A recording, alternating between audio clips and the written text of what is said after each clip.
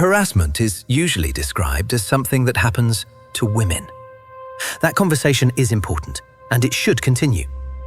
But harassment does not only happen to one gender. It is defined by behavior, not by who commits it. And sometimes those behaviors are directed at men, not always with fists, not always in public, often quietly, often through pressure, fear, and social control. Let's look at what that can actually look like.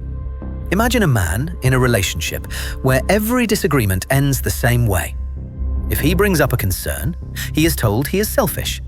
If he defends himself, he is told he is dangerous. If he tries to leave, he is warned that his reputation will be ruined. Not with violence, with words, with messages, with rumors, with screenshots taken out of context, with the threat of being labeled something he is not. He stays, not because he is happy, but because he is afraid. Afraid of what will be said. Afraid of what will be believed. Afraid of what will follow him. That fear is a form of control. Now consider a workplace. A man is repeatedly teased about his appearance, his voice, or his masculinity. Sometimes he is touched in ways that make him uncomfortable. Sometimes jokes are made about his body or his sexuality. When he reacts, he is told to relax, that it is just humor, that he should be grateful for attention. So he stays quiet. Not because it feels right, but because he knows complaining might make him look weak or even suspicious. This is harassment too. It does not stop being harassment just because the target is male. Another situation. A man ends a relationship without yelling, without cheating, without drama.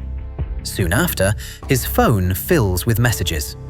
First, guilt, then anger, then threats. Threats to tell his friends things about him, threats to contact his workplace, threats to accuse him of things he did not do. He does not know which threats are real and which are emotional. So he walks carefully. He avoids confrontation. He feels trapped. Not physically, psychologically. This is not heartbreak. This is harassment. Why do men stay silent in these situations? Because they are taught that pain means weakness, that fear means failure, that if something feels wrong, it must be their fault. So instead of asking, "Is this behavior okay?" they ask, "What did I do to deserve this?" Over time, this creates doubt. They question their memory, their judgment, their emotions. And that is exactly how manipulation works. Not by force, by confusion. Harassment against men often uses the same tools.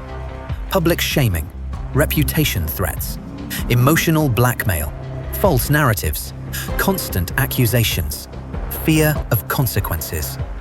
These methods work because society takes reputation seriously and male pain lightly. So the pressure builds quietly. Stress, anxiety, loss of confidence, isolation, shame. And because there are no bruises, no dramatic scenes, it is easy for others to miss and easy for the man to doubt himself. It is important to say this clearly.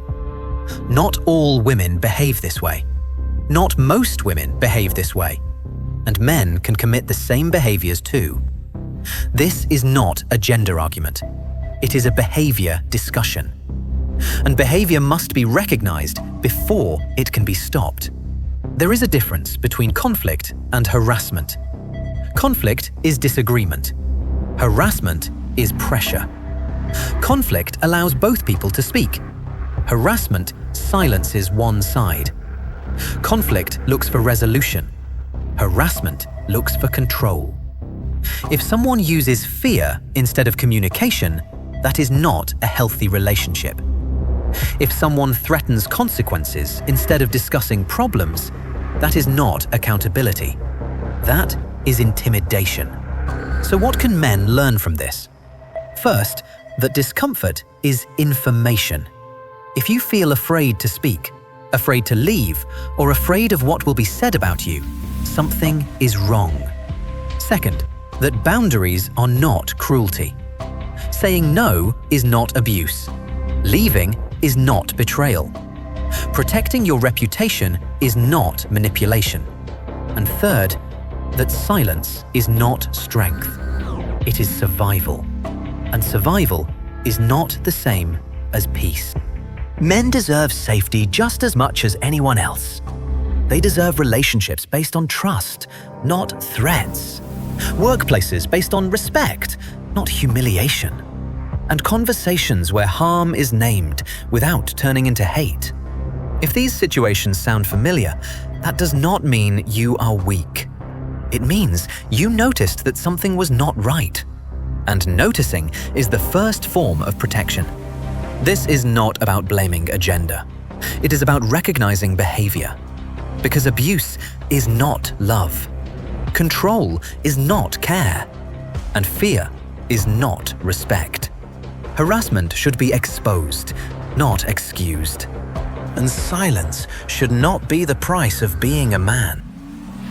If this video helped you see something more clearly, consider subscribing to the Men's Side. Here, we talk about behavior, boundaries, and awareness without turning truth into hate. You can also like this video so it reaches people who may need to hear it. And if you feel comfortable, share your thoughts in the comments. Respectful discussion is always welcome here. This is the Men's Side, where awareness comes before anger and respect comes before blame.